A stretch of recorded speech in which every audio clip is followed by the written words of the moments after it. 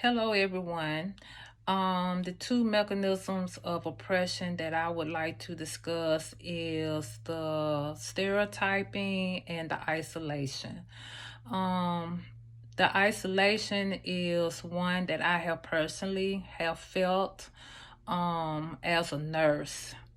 This actually happened to me back in 2007 when I was working at a facility, and we did have quite a few diverse group of culture there, and the one that I'm pretty much is going to talk about is Kenyan, which was from Africa.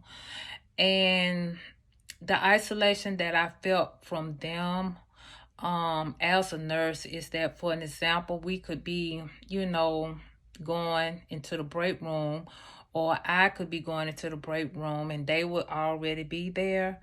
And as soon as I would come into the break room, they would stop talking, actually in English, and then they would converse in their native language as far as being Kenyans.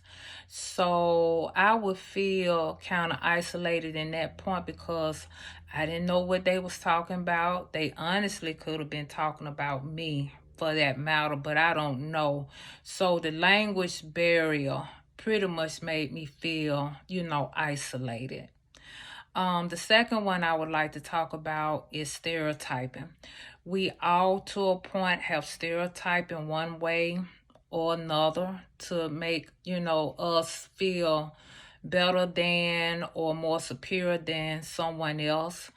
My example that I'm going to use is one my ex-husband pretty much is very good about doing, is comparing the Muslims with Christians. And he feel that Muslims are much better than Christians because of their religion and how, they're strict with their religion, and that as far as us being Christians, we're not as much as Christians as we say we are. He also used another one as for stereotyping the women. He compared the Muslim women with the American women. The Muslim women, as far as their attire and how they dress, they're covered up from head to toe. Whereas, the American women, we dress how we want to. We don't have a choice. However we want to dress, whatever we want to put on, that's how we dress. He feels there is no restriction to how we dress as American women. But Muslim women, their culture that, they're restricted to a certain attire. And, personally, I believe we all have our personal beliefs and stuff like that. So I try and not be so judgmental on everyone's opinions because everyone has their say so opinion. But basically, like I said, we all stereotype to a degree.